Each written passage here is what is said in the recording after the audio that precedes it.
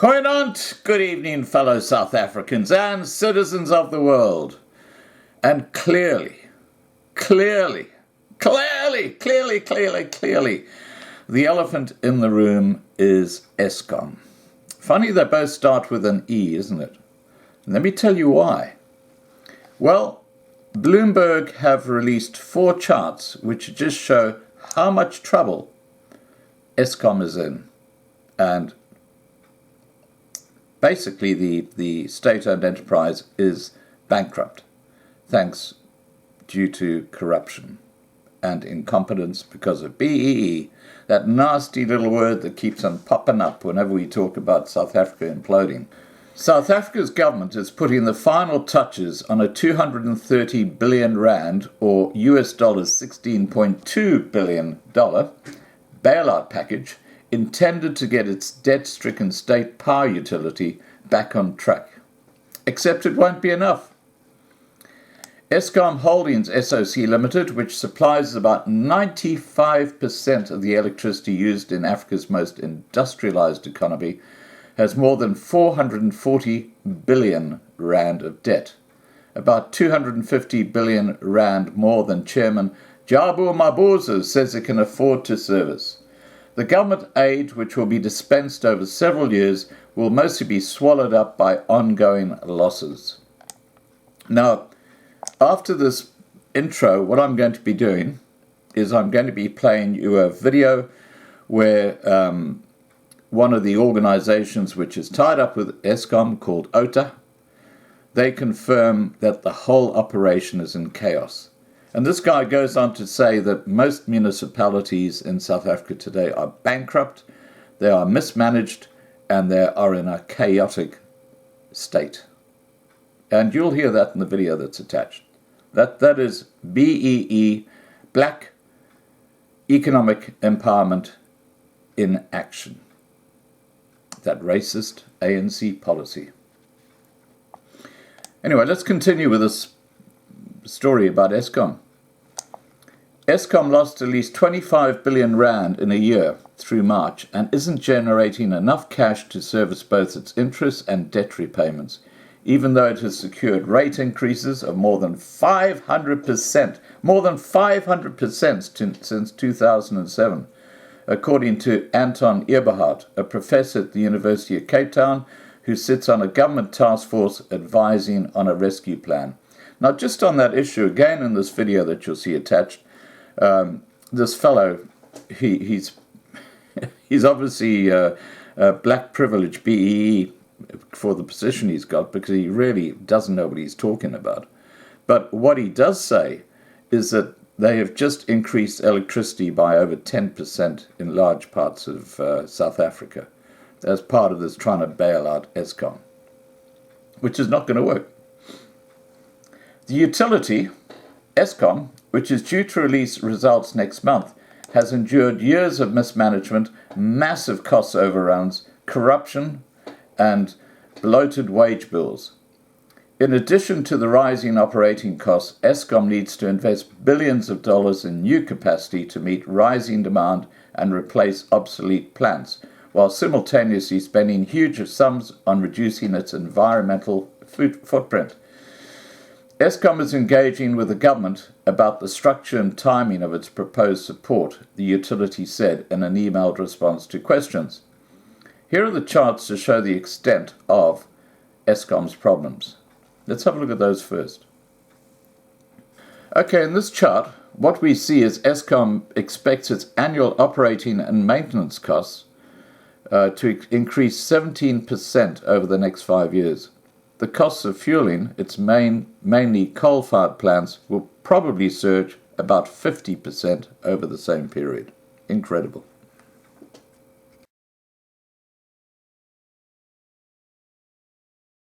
In the next chart, we'll see the tariff issues that Eskom is facing. The National Electricity Regulator granted Eskom permission to raise tariffs by an average of 7.6% in each of the 3 years through to March 2022, just over half of what the utility has asked for. Power prices in South Africa have climbed by more than double the inflation rate over the past decade.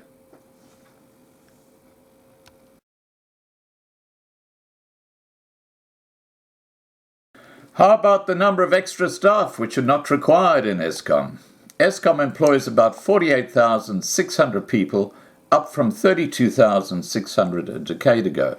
The utility says it has about 16,000 more workers than it needs, while a World Bank study published in 2016 found it was potentially overstaffed by 66%. That's right, 2 out of 3 staff are not required at Eskom. Job cuts are a thorny issue. They're opposed by the country's powerful labour unions, which played a key role in helping President Cyril Ramaphosa win power. Let's have a look at that chart.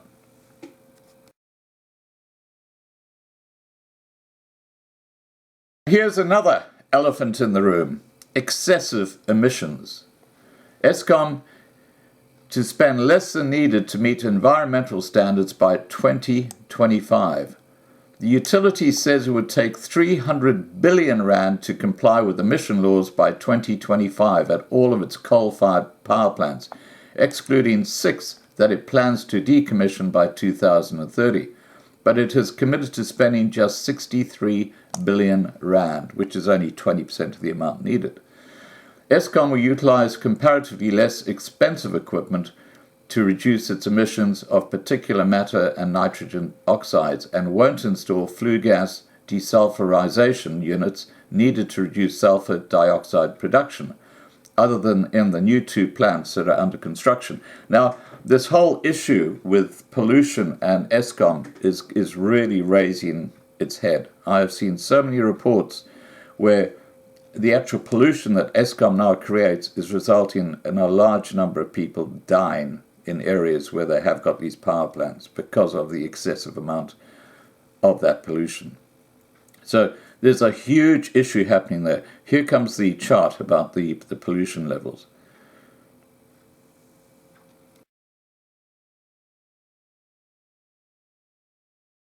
Okay, now before playing the video where this guy explains the chaos that's going on around the country,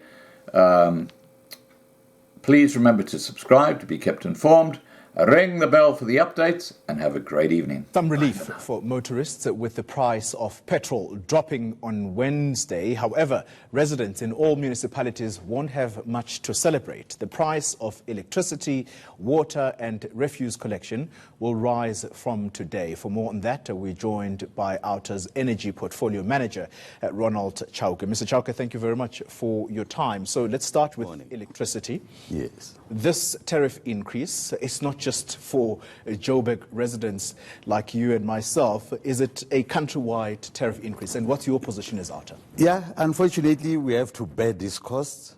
The reality of the matter is that most of the municipalities, as you know, you'll find that the majority of them, a minimum of 25% of their revenues come from electricity sales. So it's a survival issue for them.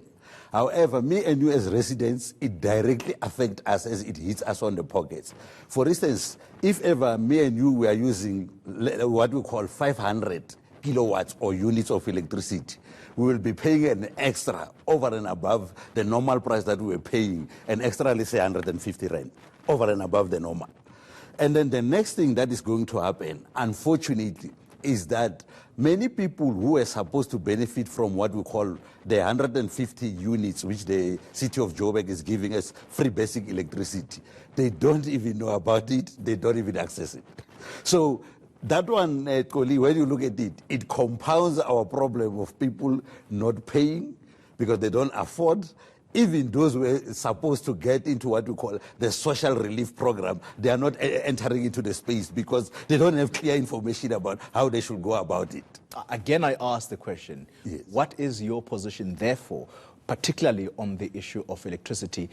Keep in mind that we have some people who are very clear that they want to pay a flat rate. I had a Soweto representative, a Soweto committee. Crisis committee. Yes, sitting on that very chair, telling us that all that they prepare to do is pay 100 rands for electricity as the community of Soweto. That particular township has about 1.3 million occupants. What is it that you can do as OUTA to try and encourage them to pay? From our position, actually, we say that it's very important that people pay for the services that they receive.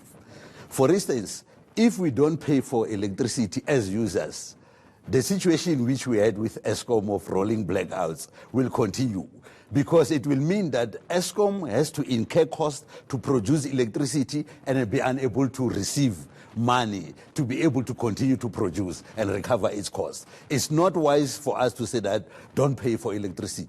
From civil society point of view, and especially outer, we say that people must pay electricity. However, government, from the Department of Energy and the energy regulator, has to control these prices. For instance, NERSA has approved actually the prices to rise above inflation. It's actually three times the inflation. Inflation is at 4.5% now. When you look at what they approved for Eskom, the Eskom tariff increase is at 13.81%. That 13.81% actually is three times more than our normal, what you call, price effect, which it has on our lives. And unfortunately, when you look at cities like Cape Town, they introduce a system which they call controlled increases. So instead of saying that NERSA has approved 15.63% on bulk purchases, which the municipality, when they buy from Eskom, they should be charged. They said that they will absorb those costs, and then they are actually charging their customers from today an 8.8% increase. So they are trying to contain those costs. However, how many municipalities can afford that? As you know, most of them are bankrupt, are being mismanaged. So the whole situation, to be honest with you, Koli, is chaotic. And then in Joburg, instead of going, let's say, for instance, for the 15.63%, they've approved what you call a 13.07%. Let's say it's 13% price increase, of which on its own is still actually 2.5% more than the inflation.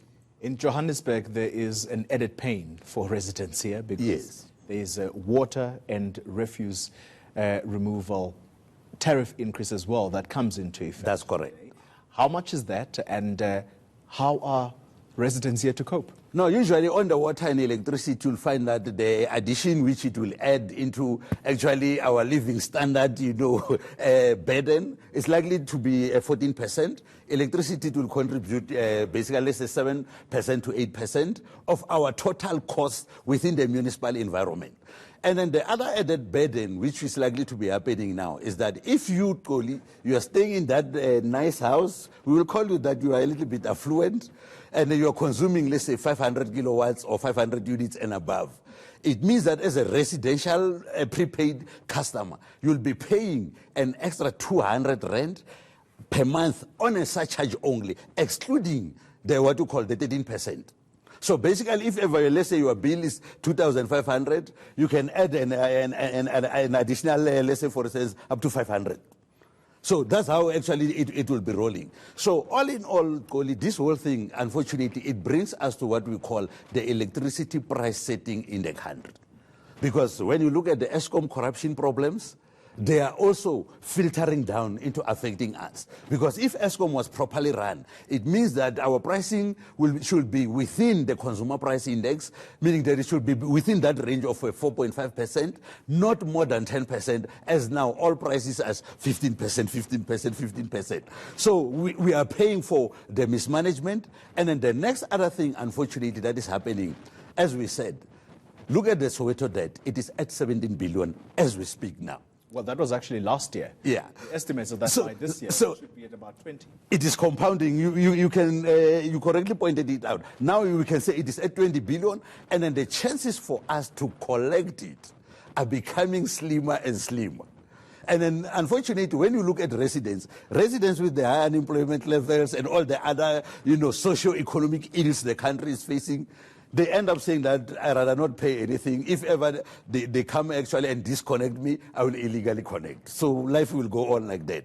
Then it means that the chaos that is happening there, unless government on its own, from the president's side, given the issue of the new dawn and then us trying to say we propel the economy to grow at a better rate, it means that government has to do a better job.